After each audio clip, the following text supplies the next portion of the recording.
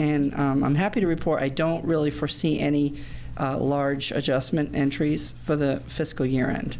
Okay. So what you see now, barring maybe an interest adjustment of sorts, I don't really see anything terribly large happening. Okay. Nothing that would impact your bottom line. All right, thank you. And I just want to clarify, is the report that was in our e-packet, is that the year end for 23-24, or is this the start of the fiscal year 24-25? So it should be 24. It's the year end for 23-24? Yeah. May I come over and see what you have? Yes.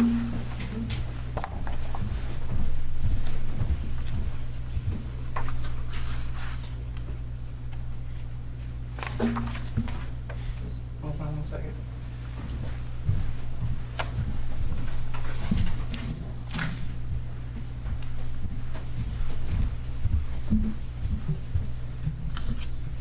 Yes.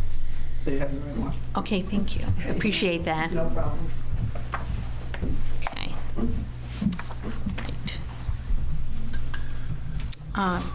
And as we discussed this morning, you explained to me that we don't have the August FY25 expense and revenue report ready yet because of the reconciliation that's going on. Yes. I just joined you folks within the past few weeks, and I already had a pre-scheduled vacation. Not to say like, hello, I'm leaving, but it was a big deal, the trip. It is something that's been planned for quite a while. But yes, so right now I'm wrapping up June. I don't really see many more things I need to do to it. July, I'll jump right in because as soon as the auditors arrive the first week, they're scheduled to arrive on the October 7th. They changed their arrival date because I wasn't going to be here. So they're coming on the 7th, and I know the first two things they're going to want to see is June and July. So my goal is to get them that information as soon as I can that week that they're here. I'm hoping to finish July that week. And then I'll jump into August. Okay. And welcome aboard, by the way. Thank you. Thanks. I'm happy to be here. Well, we're happy to have you here. I think that's the only question that we have at this point. Yes. Okay. Unless anybody else has any questions. Okay. Thank you. You're welcome.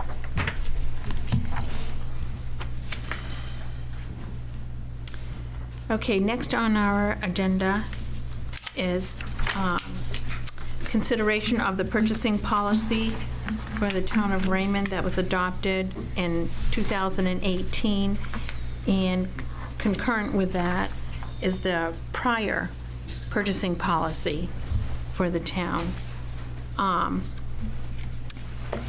And I just wanted to go through this and do like a comparison between the two, and noticed that prior to 2018, there were requirements for different price ranges between 1,000 and 3,000, then 3,000 to 10,000, and then purchases over 10,000. And compare that to what the current policy is. Do any of you have any comments about that? Have you looked at that? Or is there any background on why these changed, maybe? One of the reasons was the limits were fairly low. I remember that. And but the bigger issue was that we weren't following it very well. Some departments weren't following it, and so the then finance director, Kathy Ricker, advised that it would be, appropriate and reasonable to write a policy that would be congruent with what we were doing, and then see if the Board of Selectmen wanted to approve that, and they did. And so that's how we ended up here. But it's liberalized over this in some ways. Yes. Although I think probably the limits in this are too low. I would agree with that, considering 6 years ago to where we are today and the increase in the cost of Right. everything. The biggest change I would like to see, and which is, I think, very important, is that we seek written bids, from qualified vendors and not sole source. like a quote from vendors? Specifications and quotes. Specifications, Okay. you know, whether it be a request for proposal for administrative services, or if you were going to purchase a major piece of equipment, you'd want to solicit bids. Now, it may not all be the same brand, but plus, of course, you can write the specs, as you know, to a particular brand, and there may be vendors, multiple vendors that sell that brand, but to give the, you know, the private sector marketplace an opportunity to provide proposals and not just go and say, hey, how much is this, to Right. one vendor. I'm interested in looking at specifications for equipment that we go out and buy, especially things that are over $10,000. I'm looking for, my familiarity is having a set of specifications and then going out for RFPs to 3 different vendors and then doing a cost comparison between the quotes that I've received from the vendors and determining which has the best value. And that's something that I'd like to see that written into our purchasing policy.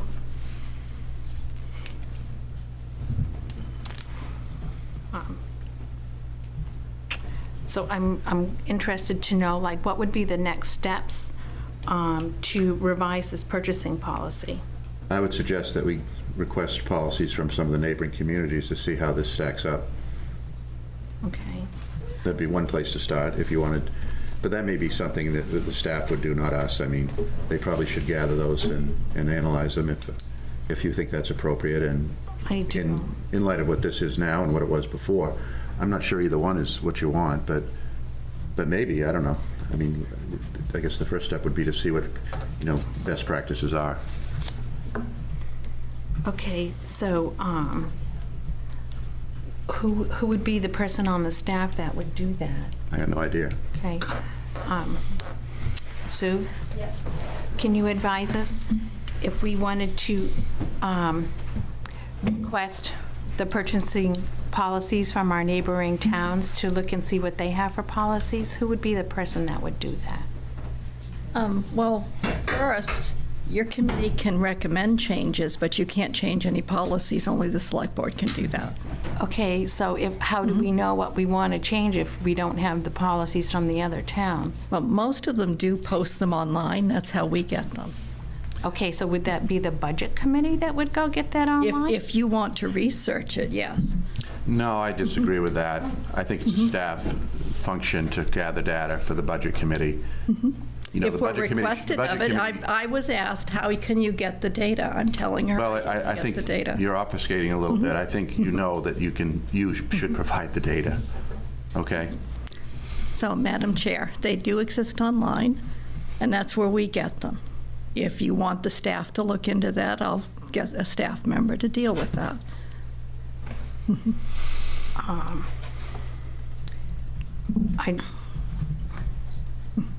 Or if you want to think about it and get back to me, that's fine too, so, I think there's a lot to think about. We're just asking for some data. yeah. And I think that, in my opinion, things that are going out to bid or we're buying either equipment or software or some product that exceeds that 10,000 and we need to get bids, there should be a policy for that, and we do have one. But it's somewhat outdated. 2018 is a long time. I think the numbers need to be refreshed and looked at, and all we're asking for is some data. And I think it's the town's job to provide that to this committee so we can make educated decisions on what we're going to recommend to the selectmen. I'm not trying to cause a riff in any way at all. We're just asking for information. For instance, I know on the flip side, you may be looking at this like we're trying to be overreaching and trying to be over-controlling, and I don't see it that way. And I'm not seeing it that Let me way. finish, because what I'm going to say is in defense of our, like, Public Works Director that goes out to bid on certain things in an emergency situation where you can't get 3 bids. We might have to get tree cutting done, for instance, after a storm, and you don't have time to get 3 bids. You want to have it cleaned up. So we want to look at that policy and come up with reasonable expectations of staff. And I think I'm part of that staff. so's Nathan, and I don't think that's unreasonable. So I think if we request information, it seems to me, since I've been on this committee, we're having problems getting information. Am I right? You're right. And I think that all I'm saying is that when we request something as a committee, that there's a response from the town, that you be responsible and get us that information. That's what I'm saying. Well, Karen didn't ask me, can you get me this information? She asked how would she go about getting it. I've been working with the Comprehensive Plan Committee, as you have, for, 2 years, going on 3? And they go out and get their own information on the whole. On occasion, they ask the town for stuff, and we've provided it to them when they've asked. If it was the selectmen asking for this, would you get them the information? If they asked me for it, if they asked me how do I get it, I would tell them how they would get it. So maybe that's semantics, but I answered the question that was posed to me. This seems like a bit of a disconnect from the training we had the other day. I don't think it's a good idea for the committee to be reaching out to other towns. And then, of course, you'd reach out to individual staff members. I think that's the job of the chief administrator to do. You know, if you need the Board of Selectmen's approval, then get it. I didn't suggest that you reach out to other towns. I said they're mostly posted on websites. It's easy to get that information. Karen, All right, can you well- request from the town manager to get that information? Yes, I would like to request, Sue, that you get that information Okay. for the committee. Do you have an idea of which towns you'd like to see? The towns in our salary survey, the comparable towns. So what would that be? Well, there's a lot. I have a list. There's a long list. Okay. I have a list. So yes, I can do that. They're if that's- geographically located near us, and they're also, you know, many of them are statistically, demographically related, but not all. I mean, for instance, Wyndham, much larger, would be there. Casco, smaller, but so it's geography and demographics. Yes. And so if you're going to make comparisons, I think you use a standard set of towns rather than pick out, cherry-pick towns. Use the ones that we compare for the salary and other things like that. Okay. All right. Thank you. You're welcome. Appreciate that. Thank you, Sue. Teresa, did you have a comment? Okay. All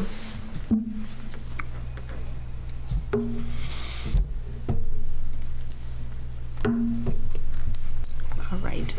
And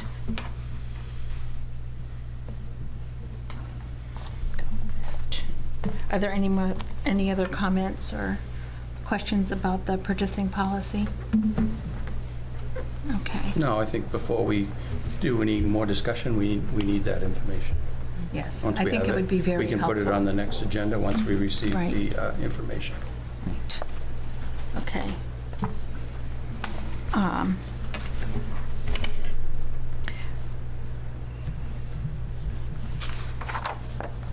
Oops. What did I do with my agenda? The agenda with everything else. Consideration for financing a new dump truck is next. Okay.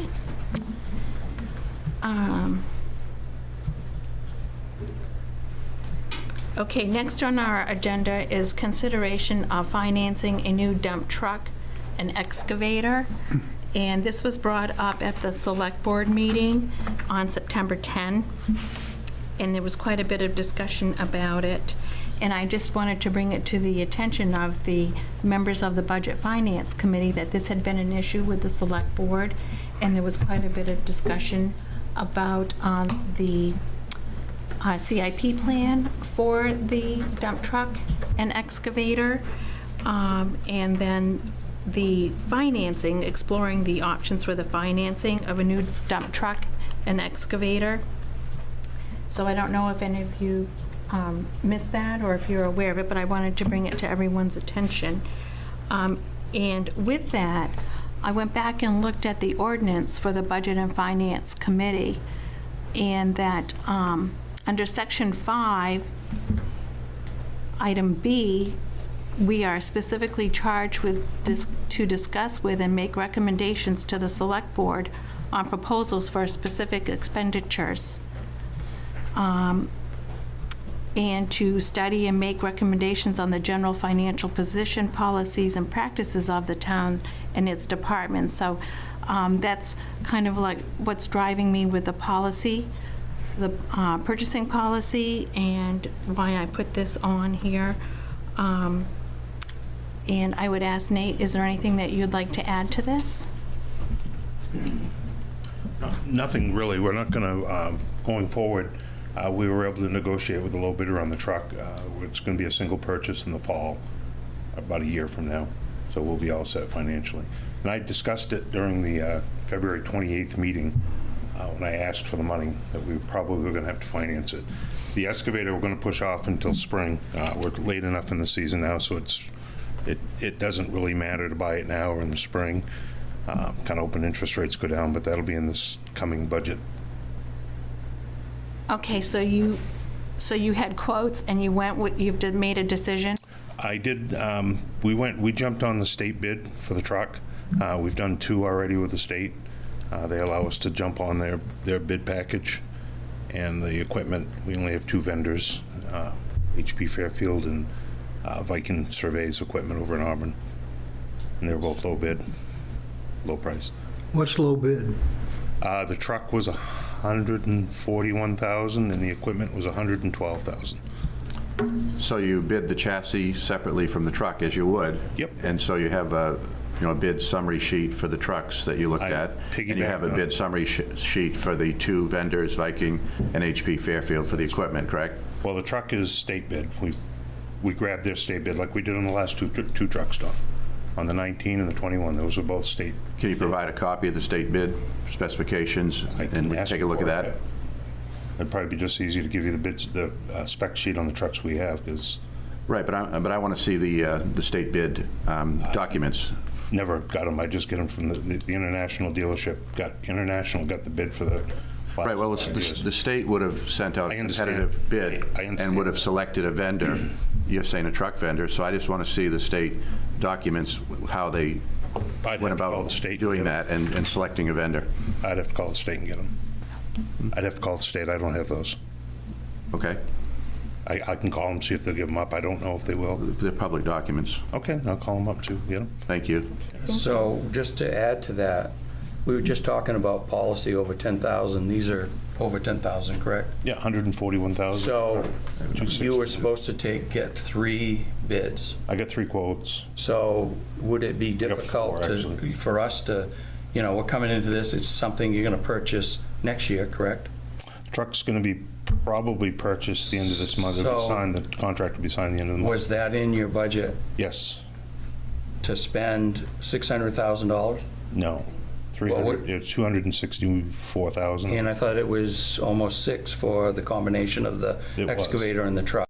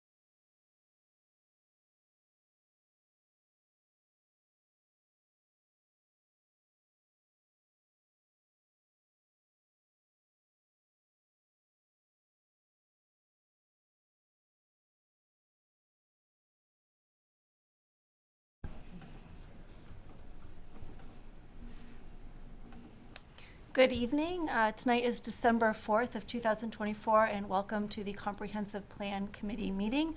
I'd like to call the meeting to order and note that we do have a quorum present. Our first agenda item is going to be a public hearing. We're going to start with a short presentation that will be provided by North Star Planning. This will help provide context. And then with the committee's permission, I'm actually looking at our agenda, and I'd like to move public comment up to item B if possible, and then we review all the comments together that we've received between online and then what we get tonight, if that's okay with the committee.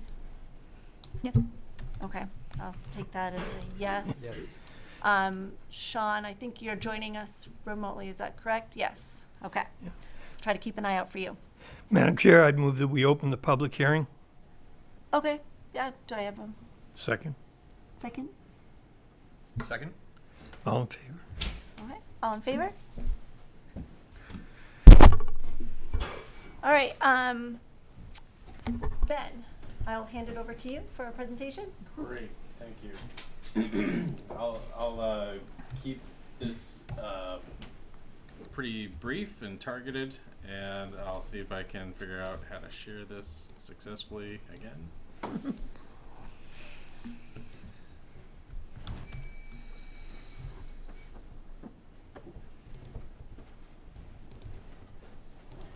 So, my name is Ben Smith, and I'm from North Star Planning. And we've been working with the Comprehensive Plan Committee for almost a year and a half on the process to develop a comprehensive plan. And our role in this process was really to help facilitate the committee's work. We'll get into the specifics here a little bit of the research and the public process that went into this. But first, I think I'd like to just take a moment to talk about what is a comprehensive plan. If you've been involved in this process or had a chance to attend a prior meeting, it is a long-range guiding document. It is, outside of a charter, probably the most important public document that the community has. It's important to have a comprehensive plan because it is there's a requirements in the Growth Management Act for how to do a plan, what the plan needs to include, but it's really the basis for a community's zoning ordinance, land use ordinances like impact fees or TIF districts. There are a number of state grant programs that give additional points for having a comprehensive plan that's consistent with the Growth Management Act. So that's really kind of the bigger underpinning reasons for going through this process. But I also think it's a good thing to do on a regular basis, to have those community conversations about things that you don't always get to talk about on a year-to-year kind of basis. So the current comprehensive plan is written and went through this process back in 2004. And the basic ingredients of a comprehensive plan, those building blocks of the plan, are the inventory chapters, which is the big research project that we talk about that deals with a number of topics, from the economy to land use to natural resources, population and housing. But it also has some forward-looking components to this plan as well. So those are the vision statement, the future land use plan, and the goals and strategies and policies that'll help the community move toward making the progress toward that vision statement. And it's all built, as I said, on public participation and community involvement. So, as I mentioned, we started working on this in the second half of 2023 with the committee, with the goal of completing those inventory chapters that are kind of the baseline foundation for where are we today, what do we have for assets, kind of the state of things in the town. And it really provides the foundation for what do we need to plan for. Is the community growing or is it shrinking? Are there a lot of jobs or a little jobs? And trying to get a sense of where Raymond is today and also make some projections on the things that we need to be planning for. So that led to work around that vision statement, which is kind of the goalpost in the future. Like it's basically that aspirational statement about the kind of town people want to live in and they want to see Raymond become in the future. And there's parts of that involve some change, and there's parts of that involve making sure certain things stay the way they are into the future as well. That has a direct connection to the future land use plan. And there was a public workshop over at the fire station for that. And that is really the vision statement on a map. So when we talk about walkability and we talk about new housing and places to preserve, thinking about where those things are geographically is what that future land use map is really the job of that portion of the plan. And then the goals and policies and strategies are some of the more recent work that this committee's been involved with. And over the last couple months, we've been putting it all together into a planned document that is available on the website. It's been submitted to the state, so it's being reviewed there, as well as going through the review process in the community. And the public hearing tonight is a pretty formal part of that review process. So getting into a little more detail around the public participation, it involved conversations with town staff and department heads. It involved conversations with landowners, employers, people who represent lake associations, trying to get as broad a perspective as possible. It also was highlighted, I think, by a pretty well-circulated visioning survey that was available last summer. There was a data highlights workshop at the middle school that coincided with a pretty active day of basketball, as I recall, and folks were popping in and out throughout the day to provide some feedback around those visioning components. As I mentioned, the future land use workshop was over at the fire station. That was very well attended. I think if people may recall, there were some zoning issues that kind of maybe highlighted the importance for some of these conversations and planning for the future. And there was some good work at the polls. And I think that was characterized by the pom-pom voting that people were doing on their way out of the polling place. So when we put all of these things together, we came up with a number of high priority goals. These are on page 2 of the plan, and they involve some statements that are based in the vision statement, but essentially these high priority goals are to build a resilient Raymond, protect Raymond's natural and water resources, invest in road and traffic improvements, and related to that, prioritize safe walking and biking around the town, and to strengthen Raymond's sense of community. So each one of those high priority goals has a relatively large number, I don't have that number in front of me, but a large number of action items that take up a large spreadsheet in the back of the plan. But part of our work involved pulling out the most important ones that relate to these goals, and they had to do with adding capacity for the town to do its work, and that could take place through the form of adding staff or working through some kind of grant writing capacity that would bring in funds that would not be directly on the backs of taxpayers to do some of these recommendations that have costs associated with them. To develop a process to rank sites in Raymond that are most appropriate for solar development and to incorporate that criteria into a solar ordinance. to create a 302 master plan in partnership with the DOT based on the vision for Route 302 and the future land use plan, which we will talk about momentarily, and a desire to better understand speeds in towns, vehicle speeds in town. That came up a number of times through the public input process and in the surveys about specific locations in town, and trying to quantify that issue and deal with interventions from there. Building a trail or sidewalk, multi-use path perhaps that runs the length of Raymond Cape Road was a priority action item associated with those goals. Recognizing that that's a busy road and there's a lot of people who use that to walk and bike, and think about how to accommodate all of those users safely. And finally, to develop a master plan for the reuse of the Jordan Small Middle School. That's where we had our visioning workshop, and that will be turned over to the town. So this recommendation is about the reuse of that building, as well as the future use of other town-owned buildings, including the library and town office.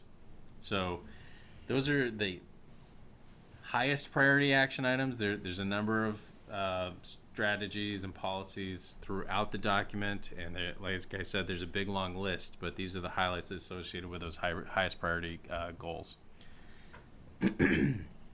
So one of the main portions of the plan, at its heart, it's a land use plan. The comprehensive plan covers a lot of ground, covers a lot of topics. But one of the main purposes of the plan, as I mentioned earlier, is to provide guidance for zoning and future town policy, as well as investments, capital improvement planning. So the map you see on the screen, which is in the front portion of the planning document, the following maps that we'll show that zoom in on different portions of this map, it's not zoning. It is guidance for zoning. What these places do, they describe the character and relative amounts of change or relative amounts of protection from change in the future for different parts of the community. And those are indicated through growth areas, which are places for investment and targeted small-scale changes.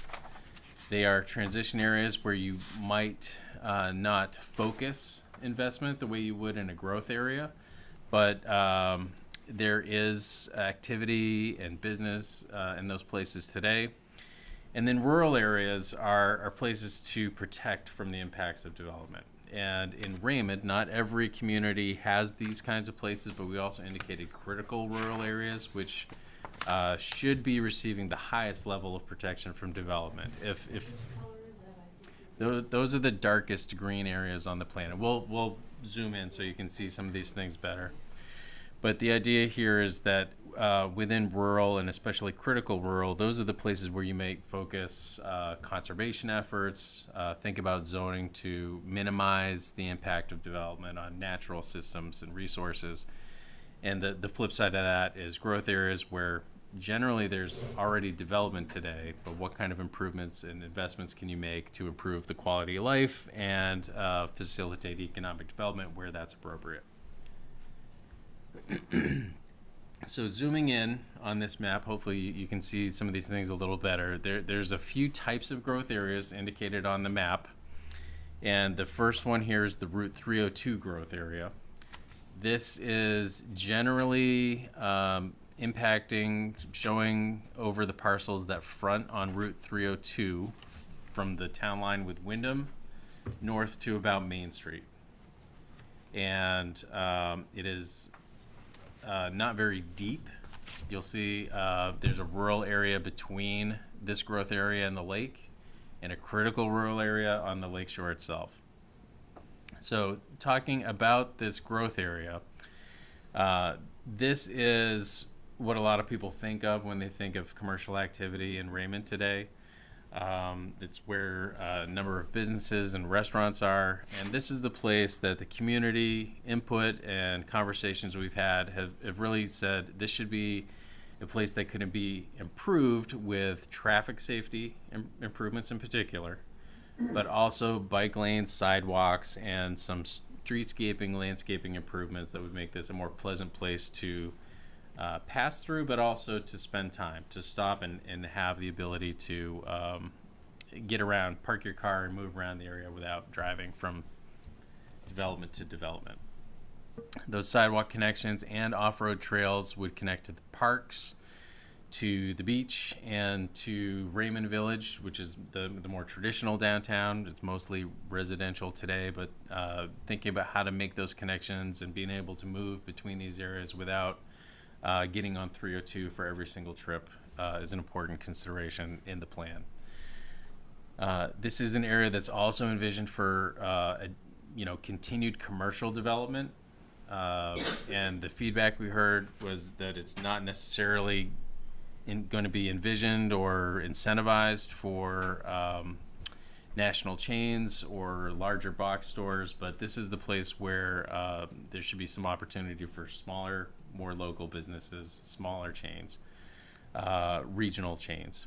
And finally, adding in some housing to this area will help the business community, but it's also a place to think about where future Raymond residents would live without impacting natural resources and traffic in other parts of town.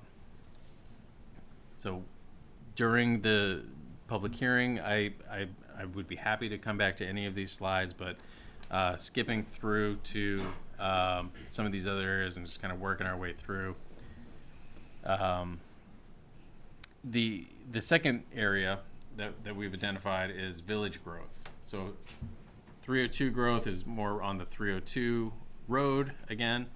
And there's two village areas that are shown as growth areas in the plan. And it's the area of and around Raymond Village today, maybe what a lot of you think of as the village plus some of the surrounding parcels, as well as East Raymond Village, which is the area where we are now. So it's kind of the civic core, where the town office and the school, the fire station, garage, or the garage, I should say, are in East Raymond Village on the hill.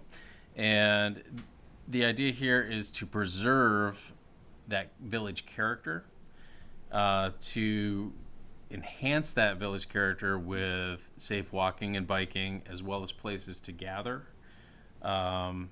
places to have community events. The school fills that role today, but when we were having conversations, it was thinking about where will the summer concerts be, or where will the fireworks be, where will the tree lighting be, those kinds of things. These are places that would also serve local businesses, and I think the distinction here is that on Route 302, there's a lot of seasonal traffic, there's a lot of pass-by traffic, there's some comparison shopping, so things that people would come from other places to do, whereas these villages would be focused more on meeting the day-to-day needs of Raymond residents and people who are here for the lakes and more in the community. And finally, additional housing in this area should be characterized as single-family homes and small multifamily. 3, 4, 6 units.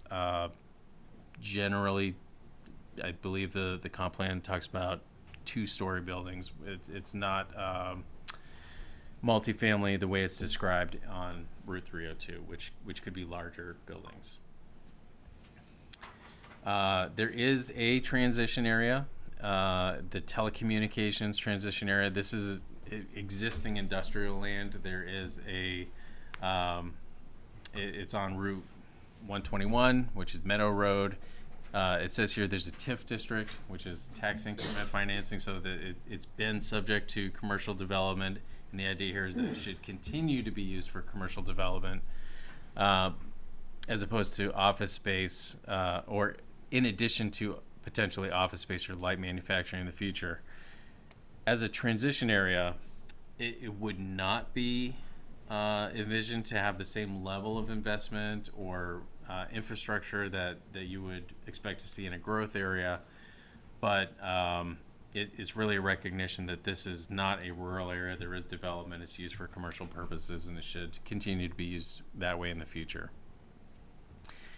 There was some discussion around, if there's new development in the future, it should be buffered with landscaping or setbacks so that it doesn't impact or minimizes the impact to residents in the vicinity. So most of the land, and I can skip back to the big townwide view for comparison at the end if you want to see that, but most of the land in Raymond, the areas outside of 302 growth area, the 2 village growth areas, and that transition area are mostly rural, and they're envisioned to be rural in the future. The plan talks about supporting working lands like farms and forests. These are the places to target additional conservation, as I mentioned earlier, prioritizing natural resources and visual buffers.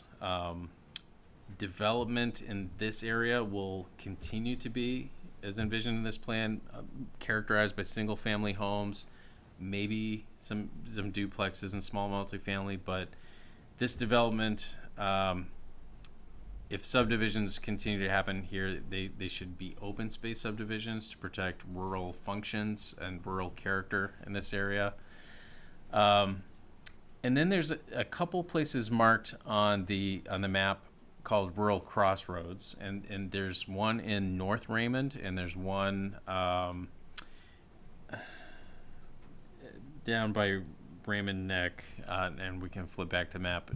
I'll show you where those are, but the idea here is that these should be places where if small businesses, office space, sandwich shops, convenience stores should be allowed as part of a rural character, rural economy. These would be smaller, focused on the intersection.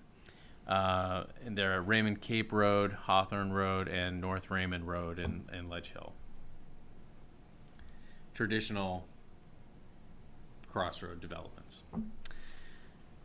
And finally, critical rural. These are the places that need the most protection from development, and really they are the areas along all lake shores and the Tenney River, and large blocks of undeveloped land in North Raymond.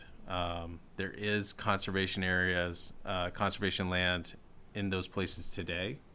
But the idea here is that those provide great opportunities to enhance existing protections around the lakes and think about additional habitat connectivity for those larger blocks of land where, as I mentioned, those rural functions, not just rural character, but aquifer recharge, wildlife habitat, riparian areas around the streams and lakes should be preserved and protected.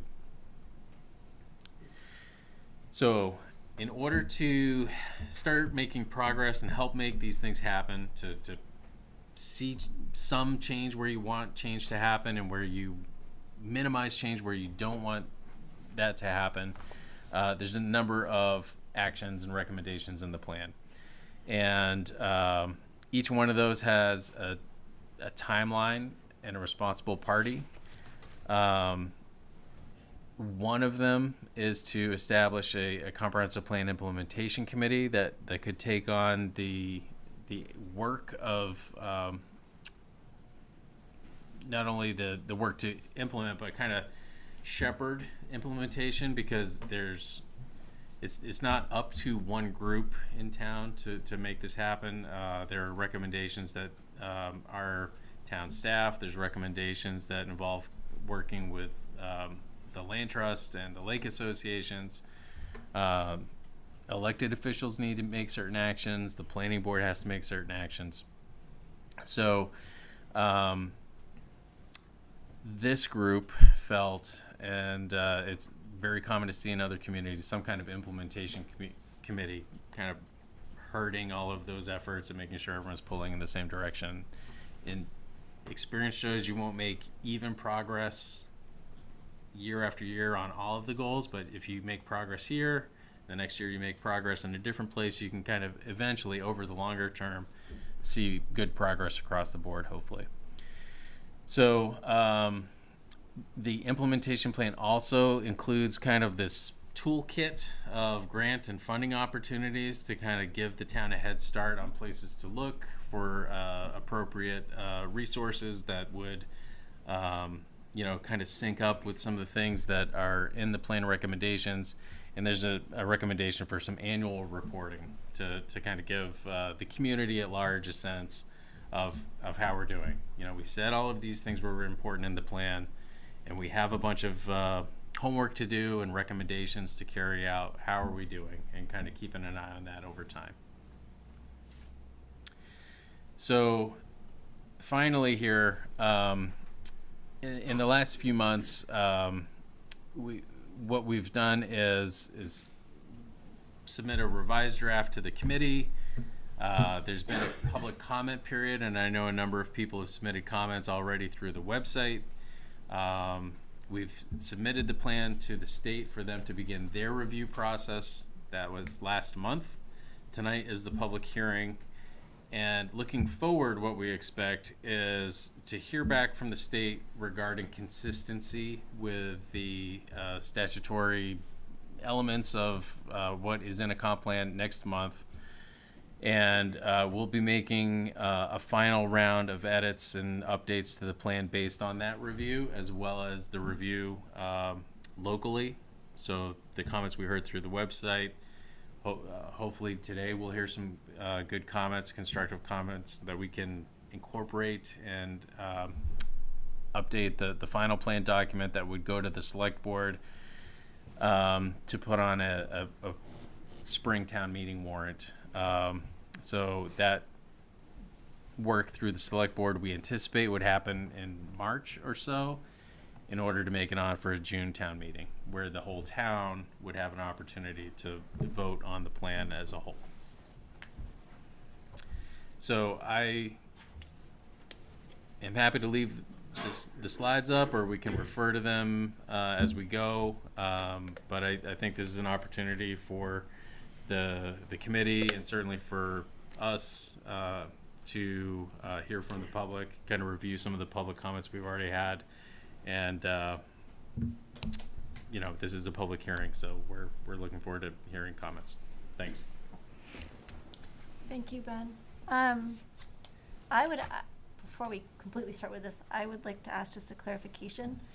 So it's clear for me, we do not then have to make final decisions on changes tonight.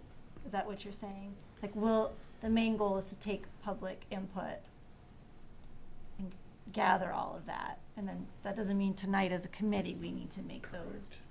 Correct. Okay. Does that mean that we need to schedule a follow-up meeting to do that? The committee's next regularly scheduled meeting in January would be a holiday, and so I think what we were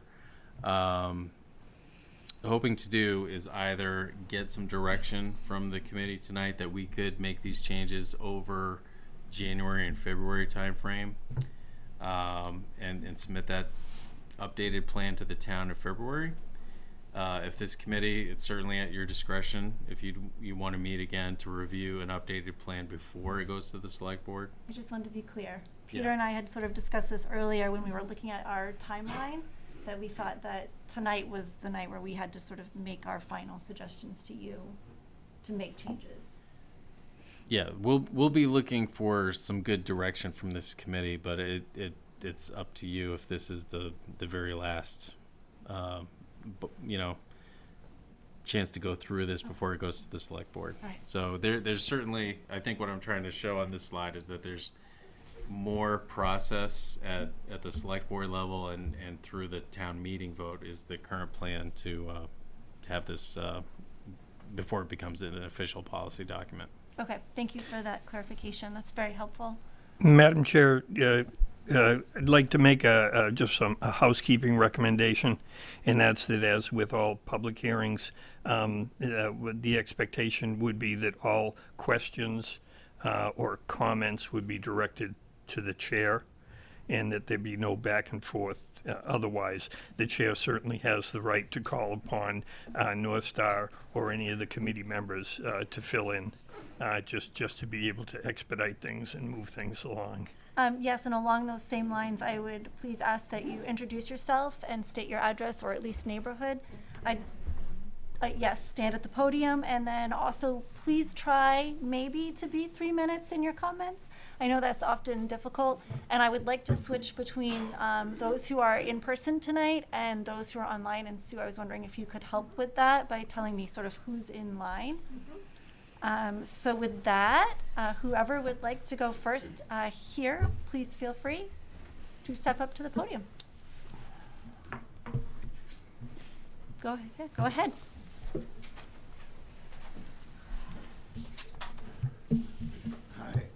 Hi, I'm afraid I've lost my voice a little bit today, so bear with me. My name is Steve Crane.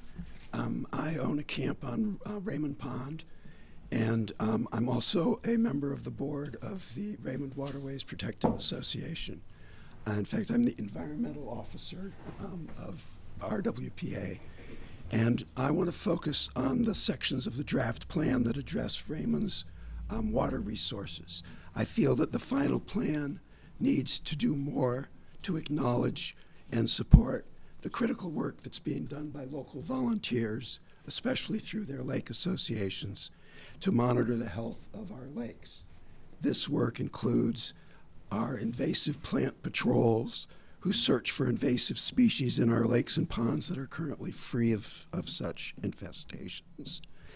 And this past year, 39 Raymond residents participated in this program. They spent over 150 hours out on the water looking for plants that might be suspicious. Fortunately, they didn't find anything that was a new invasive. That is a big effort. Similarly, many volunteers are involved in monitoring the quality of our waters. They periodically measure such parameters of lake health as water clarity and temperature, dissolved oxygen, phosphorus, and algae. Volunteers and paid staff also inspect the boats that are being launched into Raymond ponds.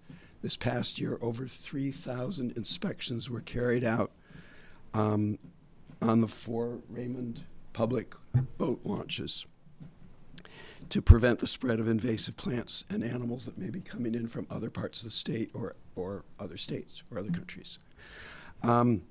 So I think this plan's coverage of these issues could be greatly strengthened with only a few brief additions. I'm not going to read them, nobody can follow it, but I'm going to submit the written document. They're just pages 7, 19, and the table on page 40 and 41. And they're mostly just a few words here, a few words there. So I would like to have those considered for inclusion in the final draft. Thank you. Thank you very much for your comment. Sue, is there anybody online with their hands raised? There isn't yet, but for those online, if you do want to speak, you can go under reactions and choose raised hand. That way I'll know you want to say something. All right, go ahead. Hi, Brian Walker, Raymond, Raymond's obvious, Rolfe Road. And first of all, I want to thank the committee. It's a phenomenal document, and I think it's phenomenally well thought out. I had one comment, suggestion. Actually, I guess they're all, nothing that has to be answered tonight. One thing that when looking through it, I did not see, but I thought might be valuable is to say that if this plan was fully implemented, how many people could it serve in Raymond? We know we're on that point where we're now getting pushed out of the more populated areas. So it seems to me that any comprehensive plan has to incorporate the increase in the number of people. It'd be interesting to say if we were to do these things, create these growth areas and the like, it could take an incremental amount of population for the town, and I think that would be helpful in terms of also getting it through the organization. recognizing that prioritization is going to be really important on this. I mean, it's a little bit like kids in candy stores when you see all these things. We want to do them all because they're all great ideas. One suggestion I have would be to think about the bike paths that you're talking about and how you link those village growth areas to each other and to the Route 302. And Madam Chair, is it possible to put the first map that Ben showed back up for a moment? Yes. Ben, is that possible to do? Yep. It's the big picture one. Give me And the reason I bring it up is that as much as I think the idea of having a bike path on Cape Road is a great idea, I have nothing against it, is that should it be the first priority? And if we get that map up, I think what I want to do is just make the visual that I'm thinking about. Yeah. Sorry, if you go back to the big one, yeah. So if you look at where the Cape is, the Cape isn't really central to the town, and that's nothing against the Cape. I have nothing against the Cape whatsoever. I love it. But if you think about where where the village growth areas are, they're much more central to the town, and I would suggest that, and it may be just very difficult to do it on state roads, but that idea of a Route 85 connector between the two village growth areas, especially with hopefully the anticipated greater utilization by the town of Jordan Small, I think makes a heck of a lot of sense. And then selfishly, I'd love for it to go right around Panther Pond, which would create a loop between all of those areas. But then again, that gets into my wish list. But I think the idea of making sure that the village growth areas are connected and easy to get to by more than just cars is a really valuable thing. And the last thought was just a part of what, and I don't know how this fits into how the town, where does this committee stop and the town begin? But the question about funding of some of these initiatives, and of course this is over a long-term period, may become one of the challenges to having some of this implemented. And one thought that comes to mind is the thinking about a one-time bond that would fund some of the larger capital improvement projects. I think that in that way it both spreads out the cost of the effort and also fits into that long-term idea of we're planning for something that at least has a 10-year or more life cycle. And I do think that might be an important and a way that the town's people would be open to that kind of investment for the future. Thank you. Thank you for your comment. Sue, are you able to see if? We don't have anyone just yet with their hand raised. Okay. Peter. Yes. Just a couple of comments on what was said. First of all, as far as if you look at that map and you were to look at East Raymond Village, which is the orange area, not the 302 indicated area, you'll see that it's almost absolutely in the center of the town. So, I would just reinforce that point as far as a central location. And